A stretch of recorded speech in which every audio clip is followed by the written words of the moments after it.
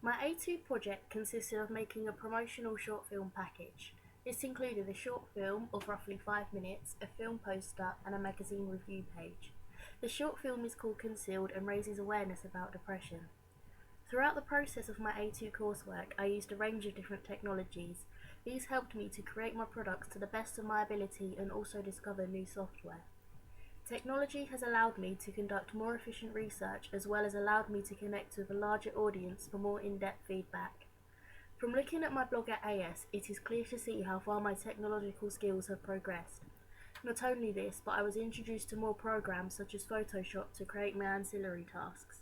The access to online video tutorials and guidance pages helped me use this software to the best of my ability and come to grips with it.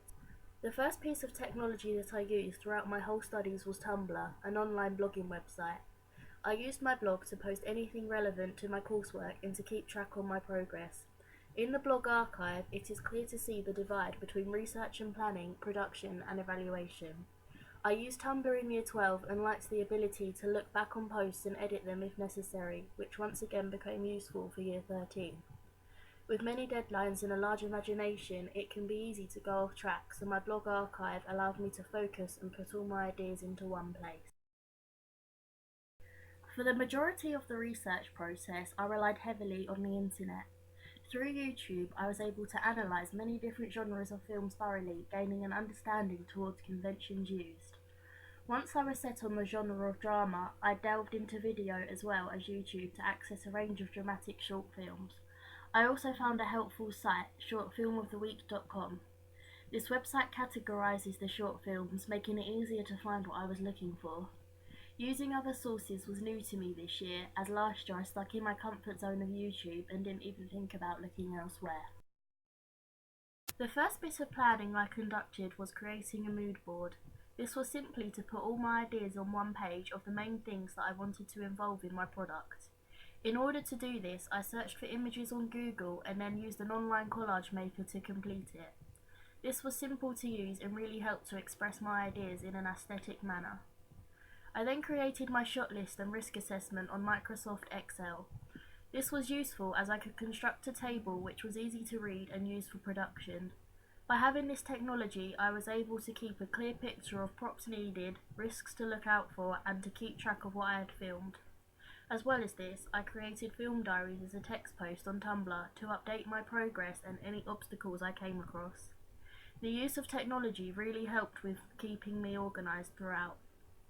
The use of technology also allowed me to select the correct font for my titles before the short film and ancillary tasks had even been constructed. To do this, I browsed thefont.com and the font section on Microsoft Word. From here, I created a sheet of my favourite fonts and asked for the opinions of others to help me with my decision. It was clear that the construction of my projects was going to be heavily influenced by technology. For me, it was important to learn from AS and improve the technology used at A2. At AS, I used the Fujifilm Finepix S1500, mainly due to the fact that it was lightweight and easy to carry around. However, my opening sequence was of poor quality and the audio was muffled. I knew that I had to find a higher quality camera for my A2 work.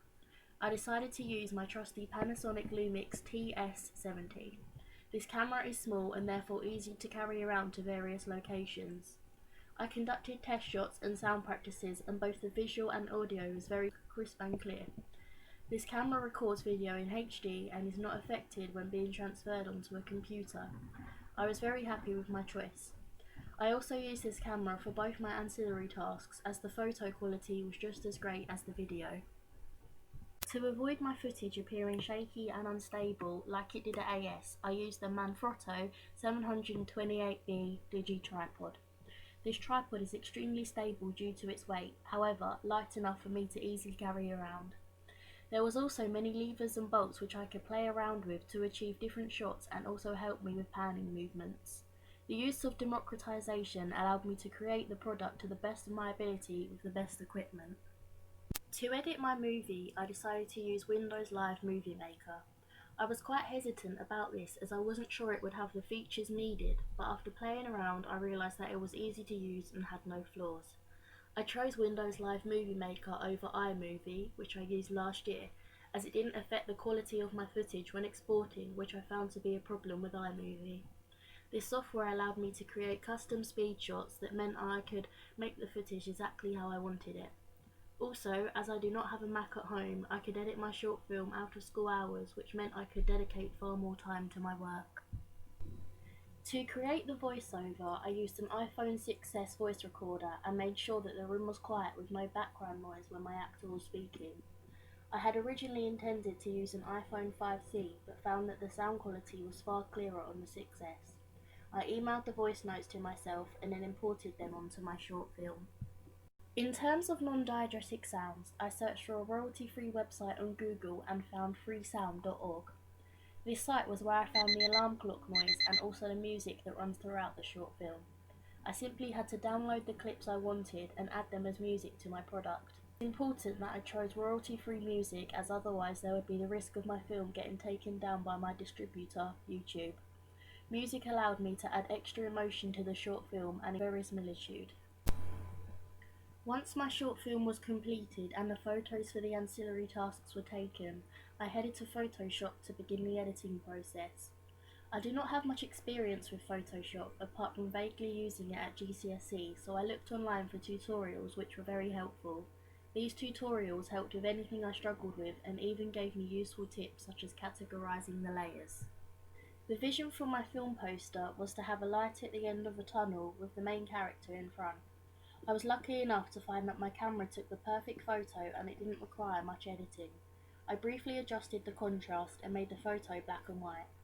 On my home computer, I have the latest version of Photoshop. However, the school computers have Photoshop Adobe 3.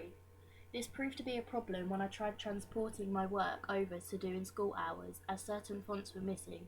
Luckily, I found yet another useful tutorial which guided me through downloading fonts.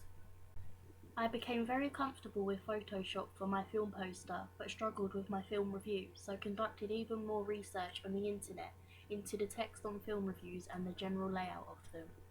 I even found an extra setting in which a grid guideline helps with making work symmetrical and evenly spaced. The main image on my review page was faded into the background to make text more visible, and I am satisfied with how this came out. To gain a further understanding about the reception my products received, I posted them onto Facebook and asked for general comments or constructive criticism. I collected a wide range of comments, which really helped with the evaluation process and considering improvements to my work. Overall, my technological skills have improved since last year, as I have learnt a whole range of different approaches and tactics.